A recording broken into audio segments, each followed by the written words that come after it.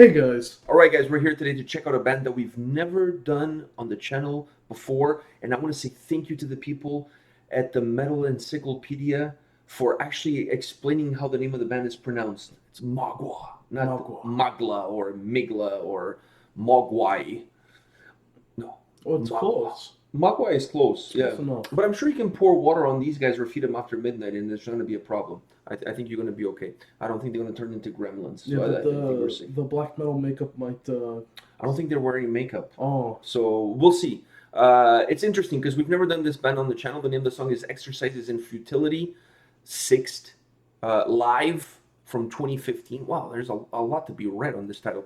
But anyways, it's a black metal band from Poland. We've never done them on a channel, but a lot of people have asked us to check out not only the band, but this song specifically. That's why I'm not giving anybody a shout out, because the screen would be too long with too many names, because a lot of people have asked us to check out this band, this song.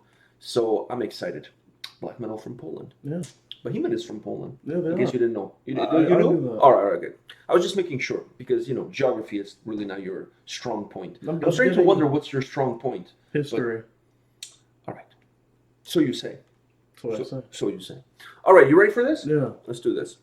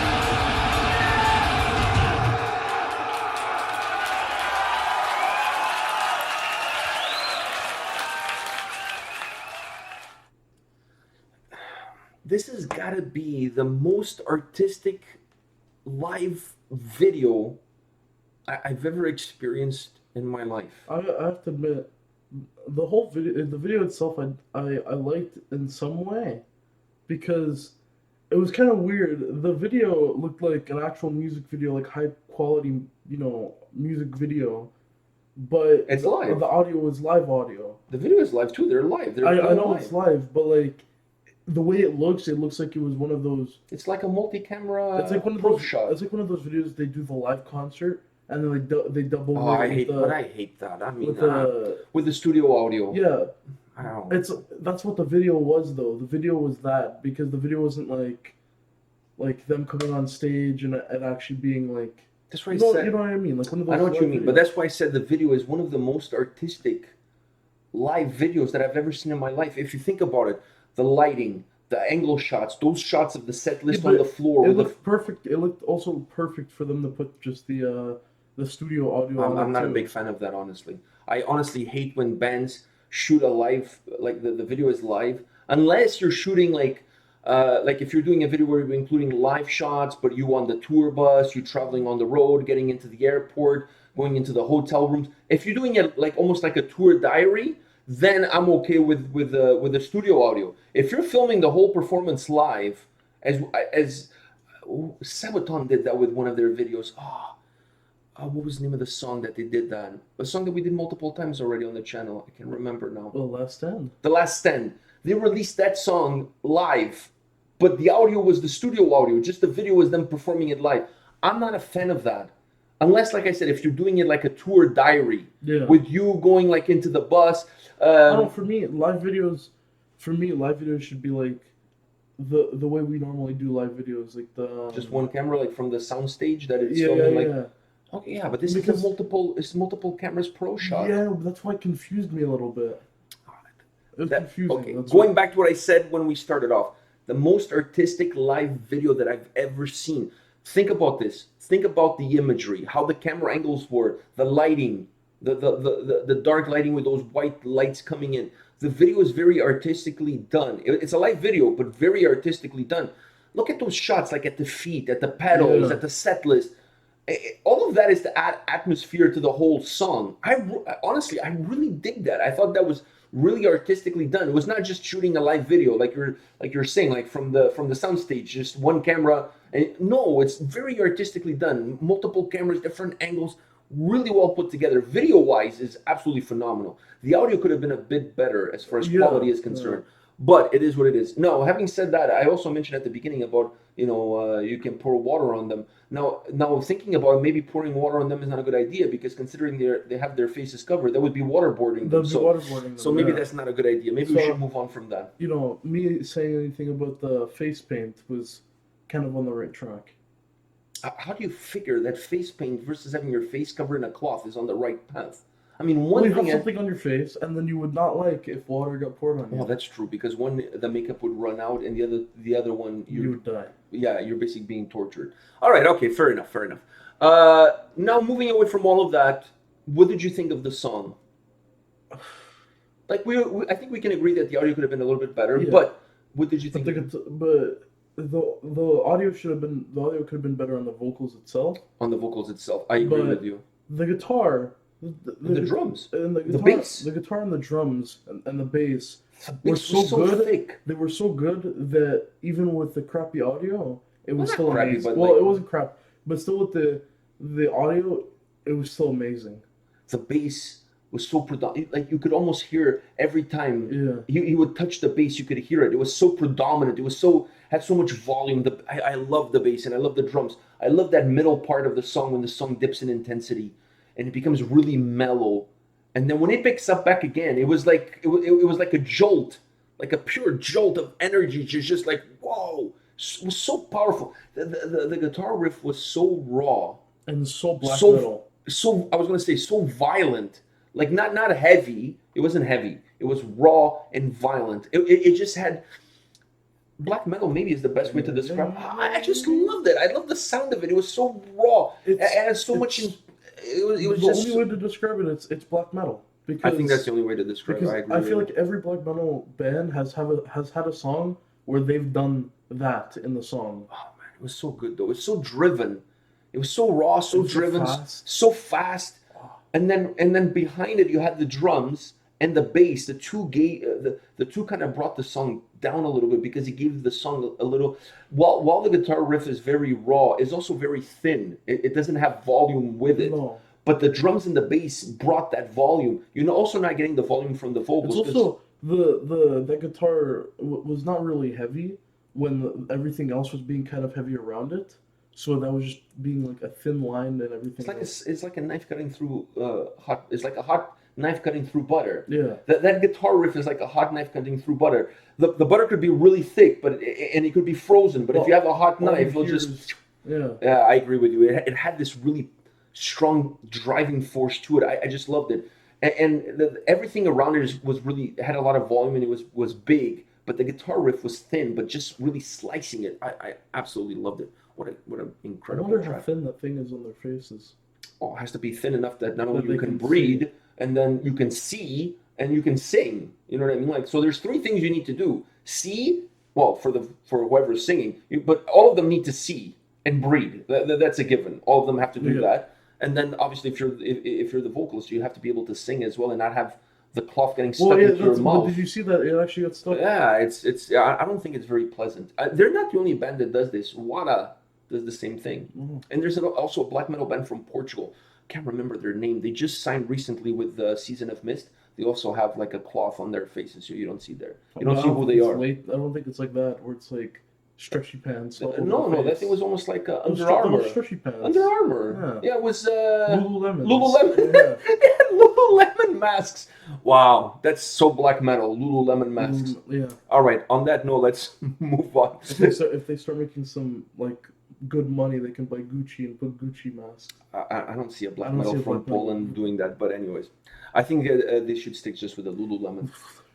All right, so on that note, come back tomorrow. We'll have more videos for you. See you guys. See ya.